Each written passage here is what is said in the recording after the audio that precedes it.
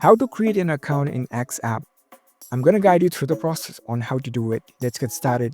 First of all, on your phone, launch the X app. After you are in the app, you will see this kind of app interface. Now, in order to create an account, you can see this create account button. Tap on it. It will prompt you to the create account page. You need to provide few informations in order to create your new account. So provide your name. Right below that, you can enter the email address. And below that, you need to provide the date of birth. After you fill out all these informations, you can tap on next. Next up, it will send you the verification code in your email address. So you can check the inbox of your email. As you can see here, I've received the verification code in my Gmail.